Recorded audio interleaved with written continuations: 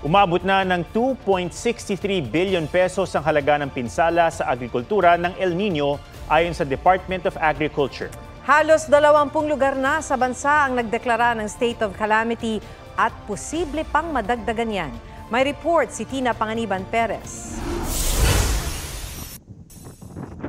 Sa halip na bangus, hipo na muna ang pararamihin ni Ben sa kanyang palaisdaan sa Dumangas, Iloilo.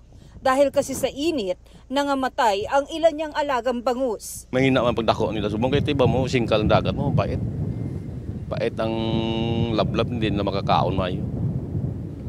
Kung paano sa kaulan na mahin na ng kaon niya. Sa tala ng Municipal Agricultural Office, umabot na sa 120 million pesos ang halaga ng pinsala sa agrikultura dahil sa matinding init.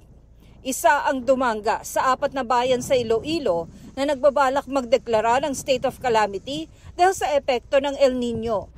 Sa South Cotabato, inirekomenda ng Municipal Disaster Risk Reduction and Management Council na isailalim na sa state of calamity ang bayan ng Surala. Aabot na sa mahigit 71 million pesos ang pinsala sa kanilang mga pananim na palay, mais, kakao at kape.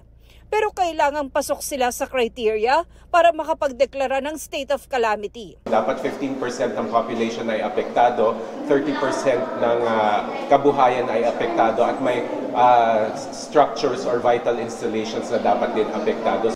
Sa tala ng Department of Agriculture, umaabot na ng 2.63 billion pesos ang halaga ng pinsala ng El Nino. Ayon sa tagapagsalita ng Task Force El Nino, nakakalat sa Luzon, Visayas at Mindanao ang mga lugar na nagdeklara na ng state of calamity. Ang pinsala naman sa palay dahil sa El Nino, umabot na sa mahigit 1.7 billion pesos. Patuloy ang pag-aaral ng Philippine Rice Research Institute para makalikha ng mga variety ng palay na kayang umangkop sa iba't ibang kondisyon sa iba't ibang lugar sa bansa. Tina Panganiban Perez, nagbabalita para sa GMA Integrated News. Mga kapuso, alamin ang State of the Nation. Mag-subscribe sa GMA Integrated News sa YouTube.